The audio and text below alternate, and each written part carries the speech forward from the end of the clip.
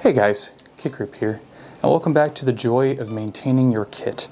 Today we're going to be talking about how to take care of your boots. Now, after I did my level 6 wet weather video, I put out a video about how to replace the seam tape on a wet weather jacket, and I figured I would continue that theme by putting out a video on how to take care of your leather boots after putting out a video on boots. And as you can see here, I've done quite a number on these boots, and I think that they are in desperate need of some maintenance. Now, you may have taken a big boy step in purchasing a really good pair of boots, and investing in good boots is an investment in your feet, right?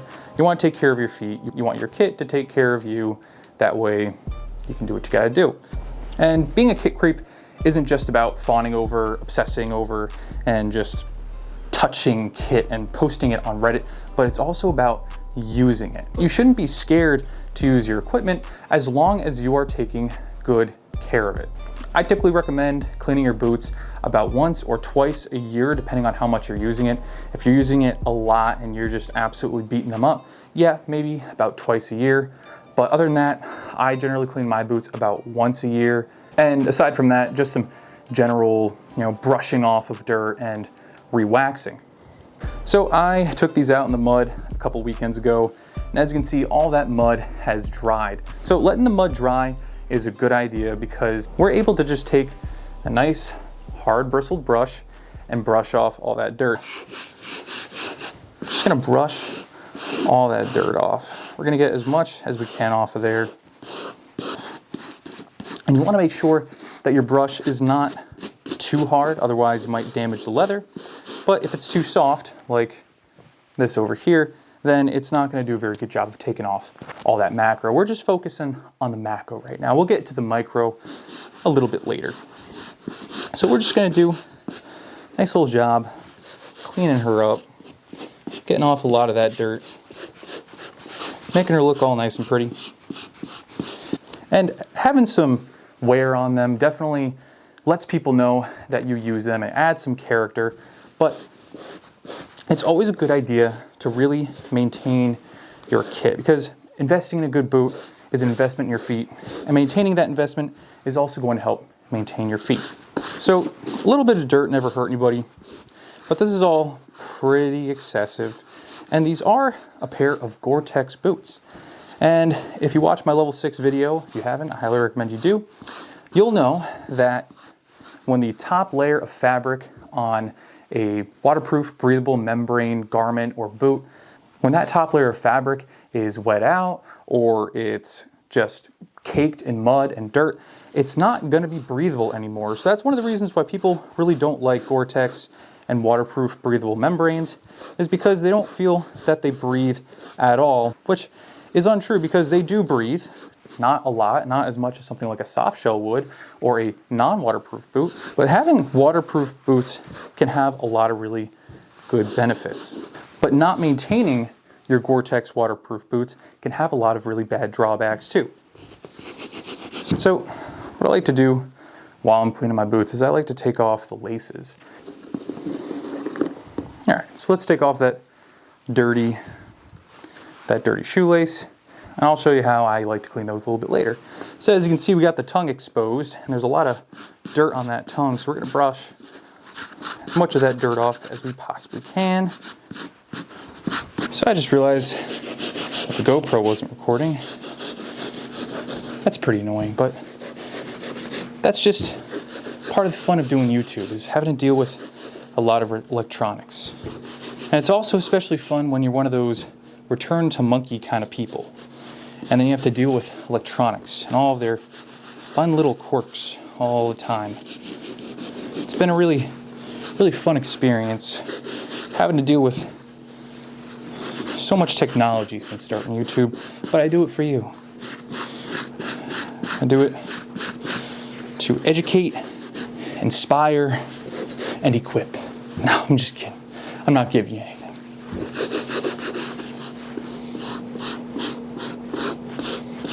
All right, I've gotten a lot of those macros off, and I think it's time to move on to step 2. But before step 2, we're gonna think ahead. I've got a dirty brush. I like to use this brush to rough out the suede after I've gone and waxed it. And I've also got some dirty shoelaces here, so I'll show you what I like to do about that. So I'm gonna take my dirty shoelaces and I'm gonna drop them in a bowl of soapy water here. So I got some soapy water, I'm gonna drop those in. I'm gonna drop in this dirty hard brush that I just used, and I'm just gonna let those soak for now. We'll deal with them later. So the next step is to take some water on a little washcloth and just scrub off a little bit more of that dirt, right? It's a lot of dirt on here. She's all caked up. So we're just gonna use this washcloth, this face cloth, to wipe off as much dirt as we can. You don't gotta get too crazy with it because we're gonna wash this nice suede's hair in a little bit. We're gonna wash her hair, right? We're gonna shampoo, condition, wax this boot. We're just gonna keep scrubbing. Now this weekend I'm going to a very, very hard event, very intense, very involved event. And it is going to suck. I am going to suffer. But I'm excited. Doing really, really hard things, torturing myself, putting myself into extremely insane scenarios. It doesn't actually end up making my life harder or feel harder. It actually really puts things into perspective. So by torturing myself this weekend, everything else, all of my little problems, are going to relatively feel very easy. Make sure you get into all those little nooks and crannies, right? So we've gone ahead and we've brushed off a lot of those macros, and we then used a wet rag to scrub off as much dirt as we can, because for the next step we're actually going to be using a little bit of Nikwax leather cleaner. This is like shampoo for your boot, and this is especially important when it comes to something like suede or nubuck. It's that fluffier kind of leather, and it's certainly not as easy to clean as, you know, something like smooth leather. So having something like this is from Nikwax. Now, there are mixed opinions about Nikwax, and in my little monkey brain, I like the fact that I have Gore-Tex boots, and this specifically says it's good for Gore-Tex, and it also specifically says that it's good for smooth leather, suede, nubuck, and fabric. So this is a really great universal kind of boot cleaner. This little bottle, think of it as shampoo, right? It's got this little nipple right here. Boop, you press that little nipple, and once you press it against your boot, it's gonna start letting out all that good leather shampoo, right? So we're gonna clean that leather and get as much stuff out of here as we can. Now, what I like specifically about this Nikwax leather cleaner, boot cleaner, is that it has its own brush. Now, there are some people out there that have the same feeling towards cleaning their boots as some cultures feel towards cutting your beard or cutting your hair. They feel that the dirt that they've accumulated on their boots adds character. It lets people know that they run their stuff hard. And that's okay. That's fine. They look at this beautiful leather here, and they look at it like it's a canvas, right? For which they can paint with mud and dirt and hard work. And that's okay. That's fine. I can't tell them that they're wrong. If that's how they want to do it, that's totally okay. I've had people accuse me of not using my stuff because of how clean it is. But it's not a matter of not using it. It's actually a matter of taking care of it. Because at the end of the day, I am a kit creep. And kit creeps take care of their kit. Now, personally, I don't look at leather as a blank canvas for which I may paint sin upon. I look at leather like it's a raw block of marble, right? And underneath all that sin, there is a beautiful sculpture. And through diligent cleaning, a little bit of shampooing, we're gonna find that beautiful sculpture. You've gotta be the leather. You've gotta date the leather. You've gotta the leather. No, I'm just kidding. Don't do that. Not without proper consent. Some of you might find this terribly boring, right? And I understand watching someone else clean their boots can be extremely boring. But cleaning your own boots shouldn't be a boring, tedious experience. It should be relaxing. You should have your favorite YouTube video playing, maybe some Grantham, maybe a nature documentary, or even listen to a good podcast. All right, we have shampooed this whole boot. She looks good. And much like shampoo, when you put it in your hair, we're going to have to rinse it out. So I'm gonna put this under some water, and I'm gonna try and rinse out as much of the soap and the dirt as I possibly can. So I'll be right back. So I washed off as much of that dirt and cleaning gel as I possibly could. And the next step is going to be to apply DWR spray. We're gonna spray it on and we're gonna leave it on, okay? You should only be applying this DWR spray, right? This is Nick Wax. It is specifically for nubuck and suede, right? That rough kind of leather. And you only want to apply it to a clean, wet boot, right? If it's not clean and it's covered in dirt, spraying this on is gonna bond to not the boot, but it's gonna bond to that dirt. The dirt might come off and you're not gonna have DWR, right? So you wanna make sure that you have a nice clean boot when you go ahead and do this. This is something that you should be doing outside or in a well-ventilated area. I am inside, it is not well ventilated. So it says to hold it about 6 inches away, right? So it's kind of like spray painting. Some of the real hot spots that you want to look at is like the toe box, right? The toe box is going to take a lot of abuse. That tongue may also take a lot of abuse. And then also the back of the boot. You want to make sure that you really get those areas. The rest of it, just give it a nice little glaze. So now that's done, we're going to wait about 2 minutes, and then we're going to wipe off any excess DWR spray with a nice clean washcloth. So once we're done with that, after this is all nice and DWR'd, we're gonna wait about 12 hours before we do anything. We want that DWR spray to really soak in, do its job to protect that boot, make sure that Gore-Tex membrane is gonna be able to breathe, keep your feet happy, right? We want happy little feet. 2 happy little feet. So this boot over here, I actually already did all this stuff too, and now I just need to move on to the last step because I was smart and I planned out this video pretty well. Now let's take this thing off of this easel here because that's just ridiculous. And here we can see that this boot, it's been cleaned, washed, DWR'd, and we can see that that suede leather is is nice and rough. There is one final step left to do, and that is to wax it. This is still leather, right? This is not a synthetic fabric. We want to protect and preserve the leather itself, not just the Gore-Tex membrane inside. So we need to use some good leather wax. There are lots of different kinds of wax. There's blocks of wax that I've seen people use heat guns on. I highly recommend not applying heat to a good combat boot, work boot, logging boot, hiking boot, because we want to make sure that that leather doesn't get degraded, right? Same thing with this wet boot over here.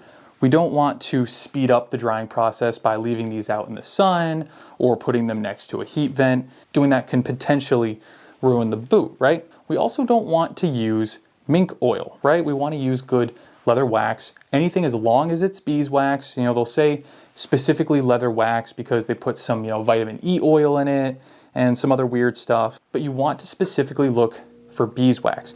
Mink oil is going to do this silly little thing where it's actually going to soften the leather of your boot, and that's not good because the stiffness of the leather is what is actually going to protect your boot. It doesn't matter how tall your boot is, it actually matters how stiff it is. So mink oil, applying heat, stuff like that might actually ruin that leather. Now you've ruined your investment, and that's bad for your health, right? So here I've got walrus oil leather wax. I don't have any strong opinions on this. It works and I can brush it on. I don't have to heat gun it and then like, you know, work it in. So that's good. I don't have to apply heat. But they sell this at a local store near me. So I figured I would support local business and use some of this stuff. If you don't like walrus oil leather wax, let me know why you don't like it. It's been working pretty well for me. And then here we also have some leather oil, right? Leather conditioner is a really good idea when it comes to smooth leathers because we don't want that leather to crack. It is something that you should do like when you first get your boot. So here we're going to take this tiny little brush and we're only going to take a little bit, right? And we're just going to brush it on very lightly. We don't want to apply too much wax. There are people who are on the opposite end of the spectrum where instead of not cleaning their boots, they excessively clean their boots or they excessively wax it, right? They don't clean them. They don't give them a nice, deep, thorough clean like I'm doing here. They instead just wax it and wax it to death. And what you're actually doing is you're just adding layers and layers and layers of wax to your boot and you're just stacking them on top of each other. And that's not actually going to accomplish what you want it to accomplish. So you have to make sure that you are regularly, right? That doesn't mean like frequently or excessively, but you know, annually or biannually, giving your boots a nice deep clean. Make sure that you're conditioning them so that you preserve the leather. And make sure that you strip wax off as best as you can before applying more, right? Okay, so I think I've got enough wax on here. So then I'll move over to a medium bristled brush, medium hardness bristled brush, and then I'll start to work in that wax. Now this is not a medium hardness brush. This is actually a very soft brush.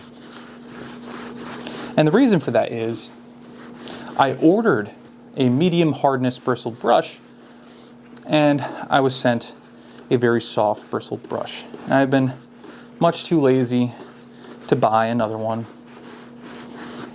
Now, if you are running your boots really hard and you are using them for their intended purpose and you're beating the crap out of them, you'll probably be naturally stripping off some of that wax. So in that case, re-waxing your boots should occur more frequently than a deep clean like this. This isn't just about looking cool, this is about your health. Now, speaking of looks, things like mink oil, like I mentioned before, leather wax, leather oil, DWR sprays, shoe cleaners, these things can actually change the color of your boot. Okay, so keep that in mind because if you really like the color of your boots, I recommend testing everything that you have on a more hidden part of the boot, right? Somewhere, you know, where it's not going to be seen so much. So if you really like that color, like maybe you're a hardcore LARPer and you really want your Danner combat hikers to look just like a reference photo, make sure that your cleaning supplies aren't going to permanently modify your boot. When I originally got these Danner combat hikers, they were more of a tan color, right? They're a little more tan. And some of my waxes or conditioners actually led to them getting darker. Now, I knew that wax or conditioner could darken them, and that's actually what I wanted. I specifically chose my wax to make sure that it would darken these boots because I don't live in a desert. I didn't want them to be tan like sand. I wanted them to be brown like dirt, right? Your boots are going to be closer to the ground, so you might as well let them blend in with the ground for whatever reason. So I'm going to take this hard bristled brush from before, right? The one that I left in some soap. This is the brush that I like to use to roughen the leather back up because after you do all that stuff, and especially after you apply the wax, that suede or nubuck or roughed out leather, sanded leather, whatever you like to call it, it's going to get matted. Now in a cold, wet environment, that's actually a good thing. So it might behoove you in a cold, wet environment to not rough that leather back out. But personally, this is suede. This is a sanded leather boot. So if you're gonna buy suede, might as well let it be suede. Now especially focus on that toe box because if the sun starts beating down on this specific area right here, it's like a solar panel. Your toes are gonna start cooking really bad. Make sure that's nice and roughed up. And again, we don't want to damage the leather. We just want to rough it up a little bit, right?